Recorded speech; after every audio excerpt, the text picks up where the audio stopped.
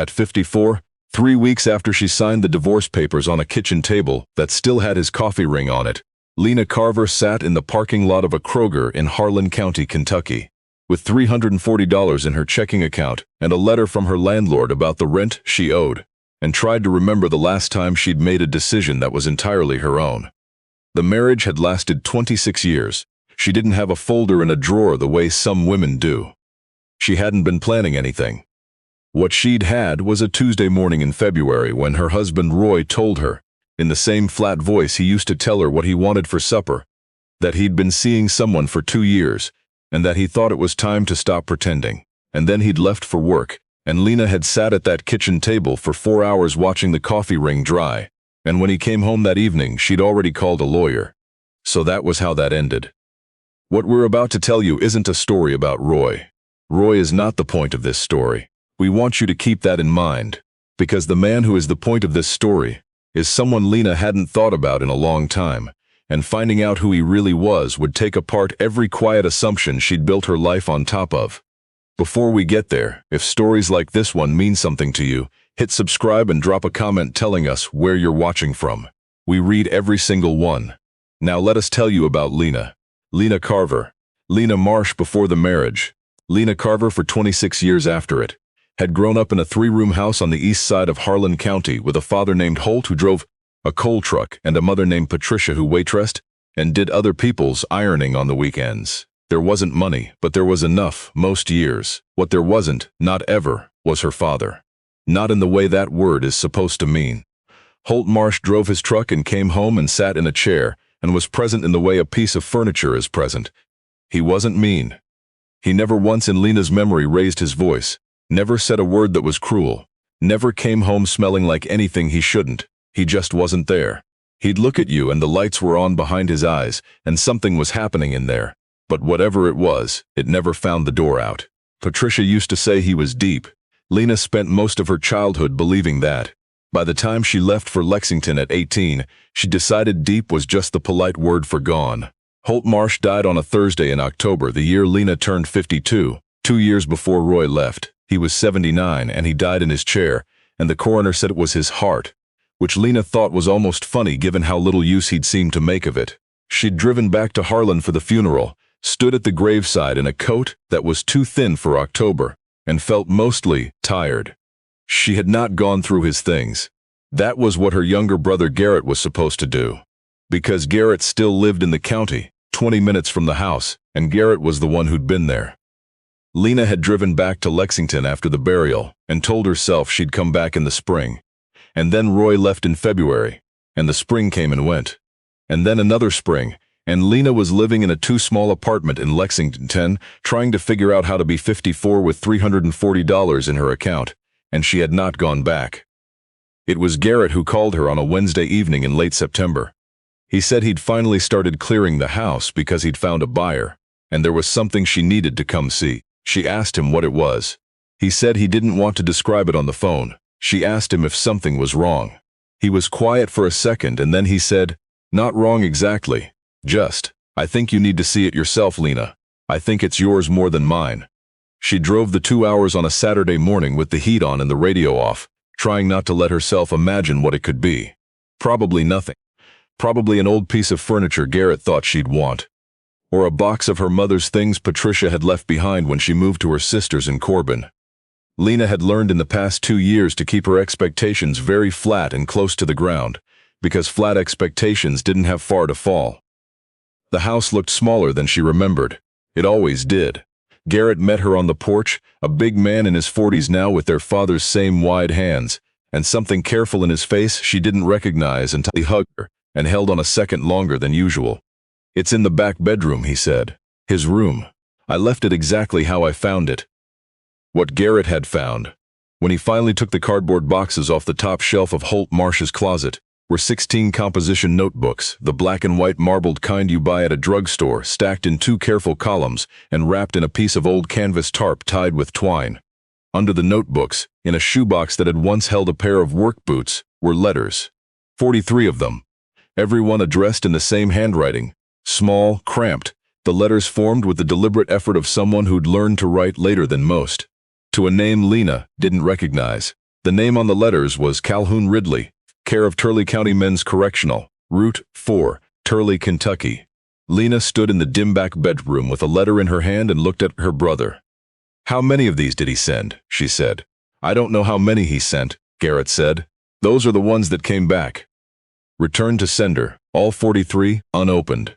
She sat down on the edge of her father's bed and looked at the postmarks. The oldest one was dated 1987. The most recent was 8 months before Holt died, sent when he was 78 years old and could barely get himself to the mailbox without stopping to rest. 36 years of letters to a man in a prison she'd never heard of, all sent back unopened. She had thought she knew her father.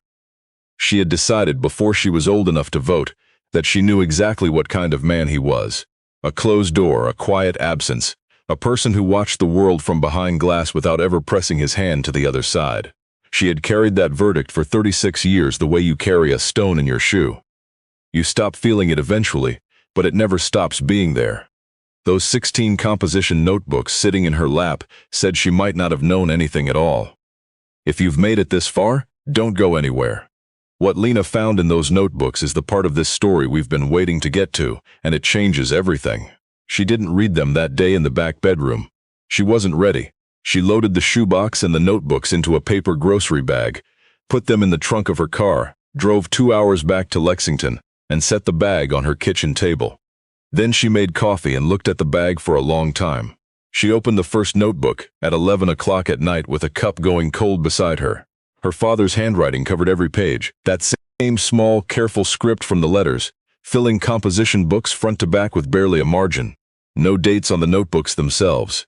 Just his name on the inside cover, printed slow and straight, Holt E. Marsh. The first page of the first notebook was not a diary.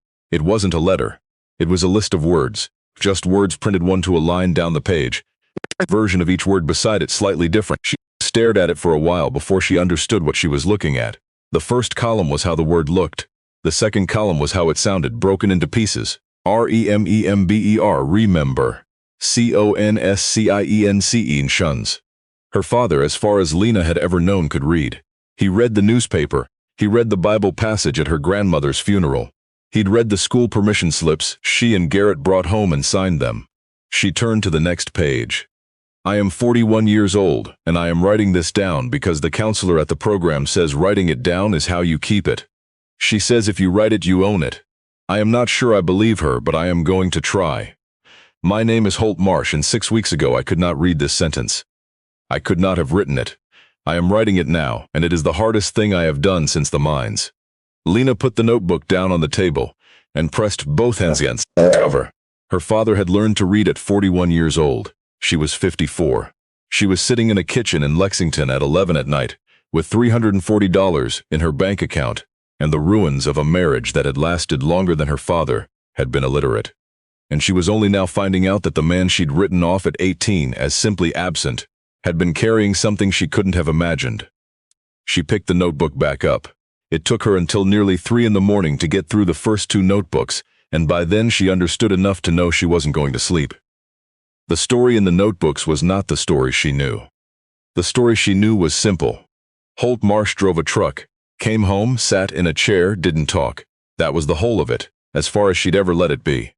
The story in the notebooks was longer and quieter and more painful and more surprising than she had the framework to hold. Holt had grown up, as he wrote it, in a house where school happened only when it happened. His own father pulled him to work in the fields, and then later underground the summer he turned 12, and by the time it was legal to have him there, full-time, he'd missed so much that going back felt impossible. He described learning to hide it the way you learn to hide a limp, carefully, constantly, never letting anyone see the effort. He memorized the shape of road signs and the positions of numbers on forms. He got his CDL by having a cousin, read the test questions aloud to him, and telling the examiner his eyes were bothering him. He married Patricia at 23, and she didn't know for years, and when she found out she cried. And he wrote that the crying was worse than anything else because he understood then what he'd built between them by keeping the secret. And then Lena was born. And then Garrett and Holt Marsh drove his truck and came home and sat in his chair and watched his daughter try to talk to him and couldn't find the way back out through the wall he'd spent 40 years building to keep the secret in. He learned to read at 41 because of a program at the Harlan County Library, one evening a week, run by a retired elementary school teacher named, and here Lena stopped because she needed to read it twice, named June Calloway. Lena knew that name. She'd gone to school with June Calloway's daughter. She never once acted like I was stupid, her father wrote. Every week I came in ashamed, and every week she acted like I was just a man who needed to learn a thing. She said, "You can learn anything in this world if you want it bad enough to be willing to feel stupid for a while." I wanted it bad enough. I sat in that library chair for 2 years and I felt stupid for a while, and then I didn't. He'd read his first full book at 43. He wrote the title down 3 times on a single page, once in print and twice in his careful cursive, "The Old Man and the Sea." Below it, "I do not know if this is the best book ever written, but it is the best book I have ever read because it is the only one." After that, the notebooks changed. The word lists disappeared. The handwriting loosened, grew more comfortable, took up more space on the page. He wrote about the truck routes. He wrote about a red-tailed hawk he saw every Tuesday on the stretch of 421 north of Cumberland. He wrote about Patricia, and about things he wished he'd said to her while she was living, and those pages were the ones Lena could barely get through. And he wrote about Calhoun Ridley. Calhoun had been on his route. A young man, 22, 23 somewhere, in there who'd worked the loading dock at a lumber yard Holt delivered to, and who'd been in the county jail for 6 months on a theft charge by the time Holt found out. Holt had found out because Calhoun's mother told him, one afternoon in the parking lot of the lumber yard, that her son was in jail and nobody was writing to him because she couldn't write and didn't have the words for what she wanted to say. She asked me if I would write to him. "Holt put it," she said. "Holt, you always wrote down your orders different from the other drivers." She noticed. I never knew she noticed. She said her boy was 23 years old in a county jail and he'd never gotten a letter from anybody in his life, and she thought it might matter if he did. She asked me if I would try. He'd started writing in 1987. He wrote to Calhoun Ridley every month, month after month, through Turley County, and then through 2 transfers to facilities further east, where Calhoun's charges had escalated and his sentences had lengthened. He wrote about the hawk on 421 and the weather and what the mountains looked like in October. He wrote about what he'd been reading. He wrote, carefully, without ever being preachy about it, about what it had felt like to learn something he'd thought he'd lost the chance at. Calhoun sent back 7 letters in the first 4 years. Then the letters stopped, and Holt's letters start coming back. Return to sender, no such inmate, refused by recipient, and he kept writing anyway. For 36 years, Holt Marsh had been writing letters to a young man who'd stopped answering, because Calhoun Ridley's mother had once noticed that he wrote his delivery orders differently than other drivers, and had thought it might matter if her son heard from someone. Every letter sent back unopened. Holt had kept everyone. "I don't know if he reads them," her father wrote.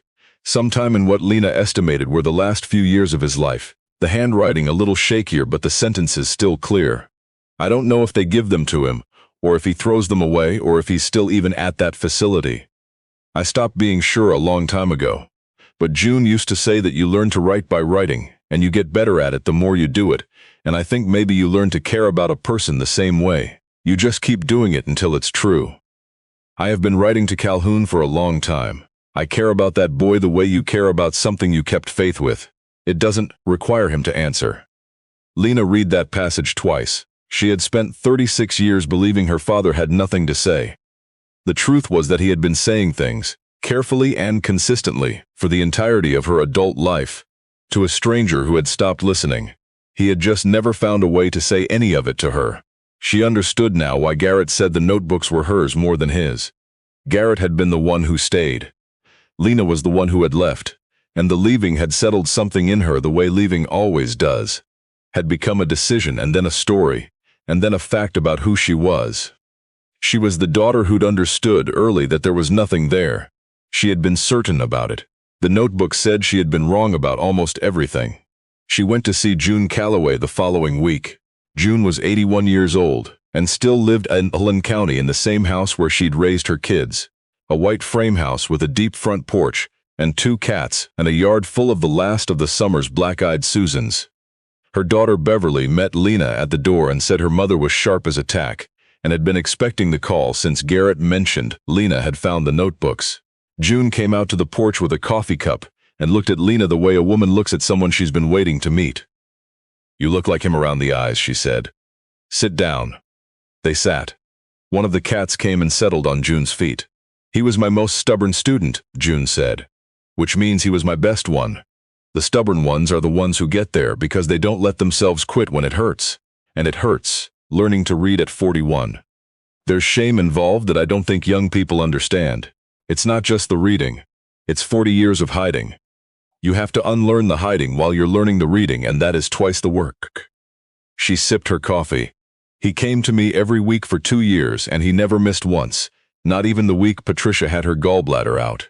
He sat in that library in a plastic chair meant for a third grader, and he sounded out words like a man doing heavy lifting, because that's what it was. And every time he got a word right, and I told him so, he'd get this look." June paused, turning her cup in her hands, like he'd almost forgotten that getting something right was a thing that could happen to him. Like it had been so long since anyone told him he'd done something that he wasn't sure what to do with it. Lena thought about the notebooks, the word lists in the first one, the hawk on 421. "He told me about Calhoun," June said. "Not right away. But after a while, he told me he'd been writing letters to a young man who'd stopped writing back, and he asked me if I thought he should keep going. I asked him what the writing did for him. She nodded slowly. He thought about it and said, 'It makes me feel like the things that happened are real, like they meant something.' I told him that seemed like enough reason." "Did you know the letters were coming back?" Lena asked. "He told me, eventually, last few years." June was quiet for a moment. "He wasn't heartbroken about it the way you might expect. He said, 'June, I think I kept writing because it was the only practice I trusted.' I asked him what he meant. He said writing to Calhoun was the only place he ever tried to say the real things, the things he couldn't find a way to say to his family." She looked at Lena directly. "He said he'd been trying to work up to writing that letter to you for 15 years. The letter to her. Lena hadn't found a letter to her. She'd gone back through the notebooks twice since that first night and she hadn't found it. He said he kept starting it and it wasn't right," June said. "He'd write a version and then he'd read it back and say, 'That's not it, that's not what I mean.' He wanted to get it right before he sent it." She was quiet for a moment. "He ran out of time." Lena drove back to the house after and stood in her father's bedroom for a long while. Garrett had nearly finished clearing it. Most of the furniture was tagged for donation. The closet was empty now except for a few wire hangers. She looked at the shelf where the notebooks had been, and then she looked at the floor of the closet. And something made her kneel down and press her hand against the baseboard in the corner, the way you do in an old house when you've been told to look. The baseboard was loose. Behind it, in a space not much bigger than a shoebox, was a single envelope. Her name on the front in his care block printing, Lena. She sat on the floor of her father's closet with her back against the wall and opened it. It was 4 pages, handwritten, the most recent date in the top corner of the first page. 4 months before he died. Below that, in smaller writing, Draft 7. Lena, it started. I have written this 6 times and this is the 7th, and I am going to send this one, because I am 79 years old, and I have run out of good reasons to wait. There are things I should have told you when you were growing up, and I did not tell you because I did not have the words then, and by the time I had the words I had waited so long I didn't know how to begin. That is not an excuse. I know it is not an excuse. It is just what happened. I was not the father I wanted to be. I know you know that. What I don't think you know is that it was not because I didn't care.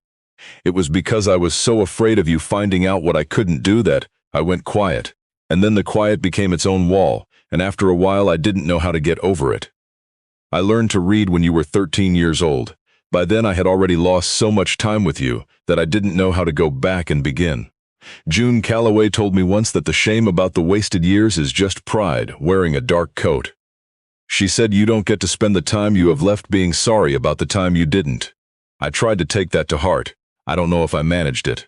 I have been writing to a young man named Calhoun Ridley for 36 years. I don't know if he ever read a word of it. I kept writing anyway, because writing was the only place I ever got close to saying what I meant, and I wanted to keep getting closer. I wanted to be the kind of man who could get close. I wasn't, for most of my life, and I am sorry for that in a way that does not have a word big enough for it.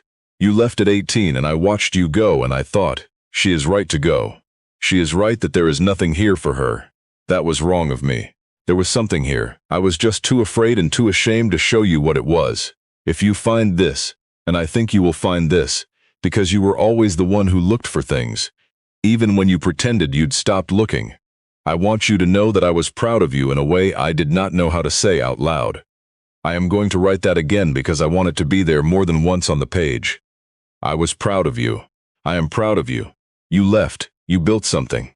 You did it without me, which is my failure and your achievement both, and I know which one of those is heavier, and I am sorry it was yours to carry. I love you, Lena. I practiced writing that sentence 100 times before I could put it at the end of a letter to you without crossing it out. It is the truest thing I know how to write. You can learn anything at any age if you are not too ashamed to start at the start. I started at 41.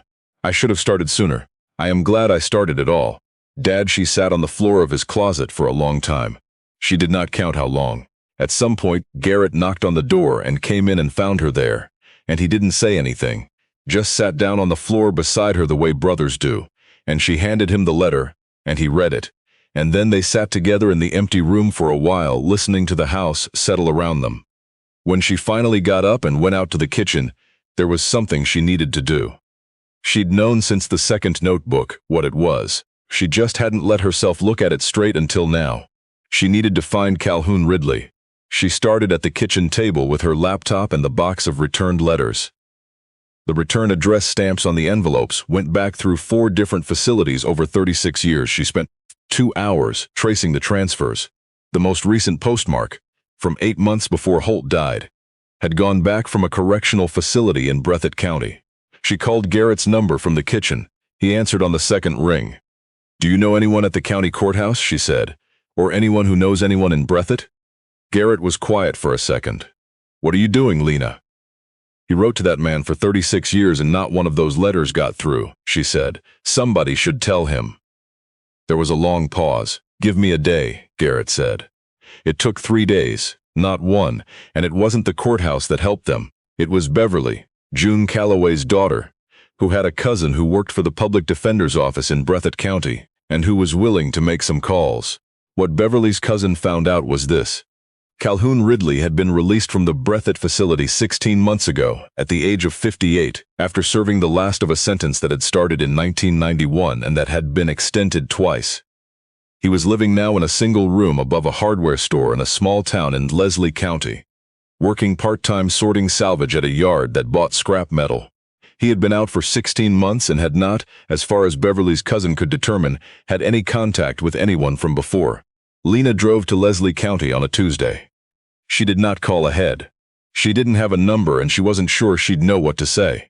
She had the box of letters in the passenger seat, and her father's last notebook, and the letter from the closet, and she had practiced what she was going to say for 2 hours on the drive, and then given up practicing and decided to just say it. The hardware store was on the main street of a town with one stoplight. The man at the counter told her Calhoun's room was up the outside stairs in the back.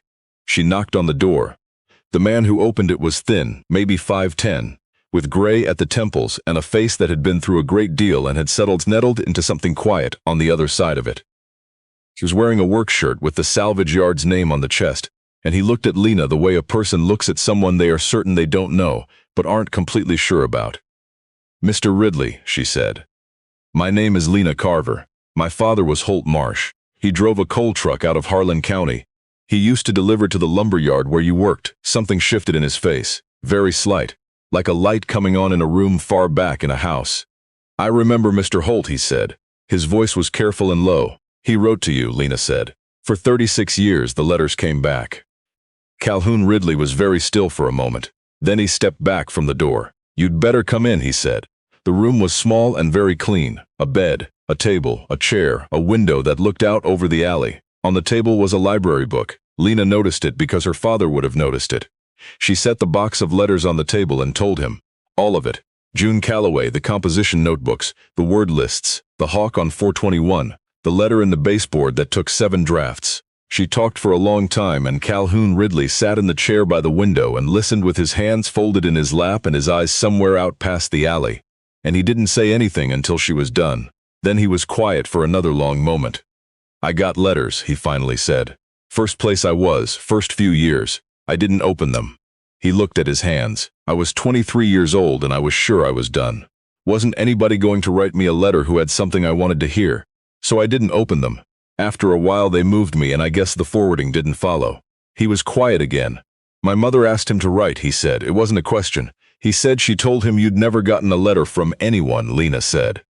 Calhoun nodded slowly. He looked out the window at the alley. She passed, 2003. I got word inside. He paused. Wasn't anybody after that? He kept writing until 8 months before he died, Lena said. He was 78. She watched something cross Calhoun Ridley's face that she didn't have a name for, not grief exactly, and not guilt. Something older and quieter than either of those, the look of a person accounting for time. She slid the box across the table. These are all 43, she said. They're yours. He didn't open them while she was there. She didn't expect him to. She sat with him for another hour, and she told him about the notebooks and about what June had said. And he told her a little about the salvage yard, and at some point she told him about Roy leaving, and about the $340, and about the parking lot of the Kroger, because it came up, and because she was tired of not telling people true things, when true things were what she had. When she finally stood to go, he walked her down to the outside stairs. "Miss Carver," he said. She turned. He took a second, like he was finding the words from somewhere they'd been kept a long time. "Your father was the only person in my life who was keeping track of me," he said. "I didn't know it till right now. But that is what it amounts to. He was the only one who knew where I was." He looked down at the stairs and then back up at her. "I'm sorry I didn't open the letters. I'm sorry I didn't come sooner," she said. She drove back to Harlan and then on to Lexington with the windows cracked and the mountains going dark in the rear view, and she thought about all the time she'd spent being certain and all the doors she hadn't knocked on, because she'd decided the room behind them was empty. The thing about closed doors is that they look the same whether the room is empty or not. You cannot know from the outside. She did 3 things when she got home. First, she called Garrett and told him everything. Second, she went to the library website and found the information for their adult literacy program. The one Harlan County still ran, different building now but the same idea, a version of the thing June Calloway had run 40 years ago. And she sent an email to the coordinator saying she'd grown up in the county, and her father had come through the program and she'd like to know if there was anything she could do to help. The coordinator wrote back within the hour. The third thing she did was sit down at her kitchen table with her father's last notebook, the one with the shaky handwriting and the clearest sentences, and she opened it to the first blank page near the back. She thought about what to write for a long time, and then she wrote, "Lena Carver, found his letters in October. Started figuring it out now. It is never too late to start." Below that, because she wanted it to be on the page, because she wanted to be able to read it back to herself in the same way he had.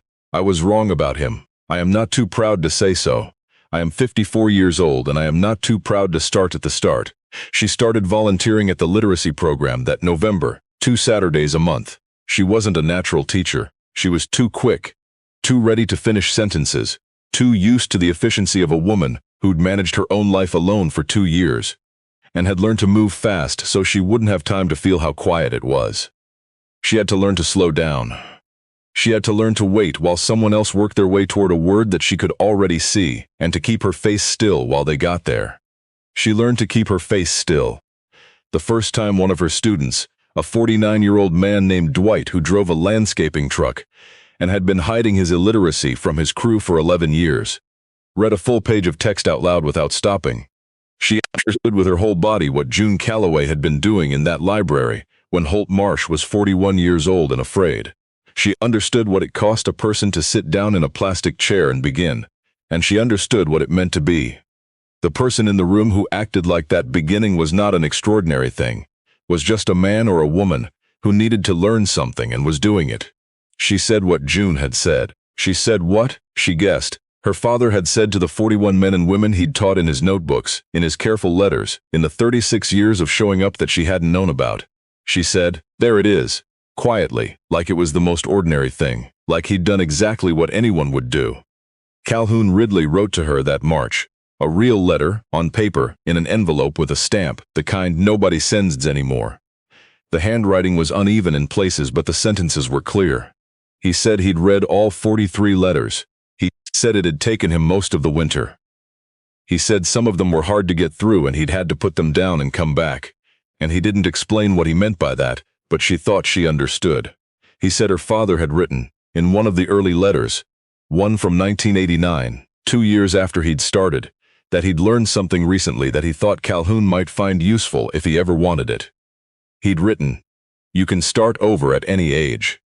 I know that sounds like something off a poster, but I am telling you from personal experience that it is true.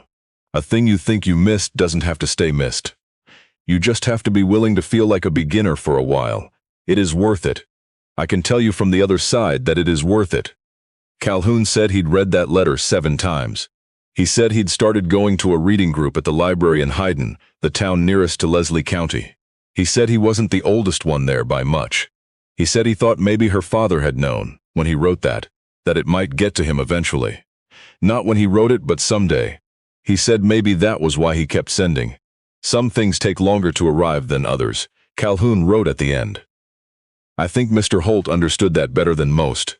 Lena kept that letter in her father's last notebook, pressed between the page where she'd written her name and the next blank page after it, which she hadn't filled yet but intended to. She'd been so certain she knew him. That was the thing she kept coming back to. She had packed up her certainty at 18 and driven away from Harlan County and spent 36 years inside it, and not once had she wondered whether the quiet in him might have had a shape she couldn't see from where she was standing. Her father had spent the last 38 years of his life learning how to say the real things and practicing that learning on a young man who was too hurt to answer, because it was the only practicing he knew how to do. He had never made it all the way back to her. He had run out of Sundays, like Walt Ellison had run out of Sundays, the way people do. But he had left her the notebooks and the letters and the letter in the baseboard, and in those things he had assembled himself in front of her more completely than he ever had in all the years he was alive. The man in the notebooks was not the closed door. She'd been walking away from her whole life. He was a man who learned to read at 41, in the plastic chair in the Harlan County Library, sounding out words until June. Calloway said there it is, and who spent the next 38 years trying to find his way back to a language he'd kept from the people who needed it most. She had been given by a box of returned letters in a closet shelf, the same thing Marin Ellison had been given by a deed folded in a Bible. A second chance to know someone she had already decided she understood. She was 54 years old. She was not too proud to start. Every time she sat across a table from someone who was learning to read, someone who'd spent years building walls out of shame the way her father had, she thought about Dwight getting through that first full page and looking up at her like he wasn't sure what to do with what had just happened. And she'd say, "There it is, just like that, low and quiet. Like it was the smallest, most ordinary thing in the world, and like she knew. 'Cause she did know, now, because her father had taught her from inside a box of returned letters, that it was nothing of the kind.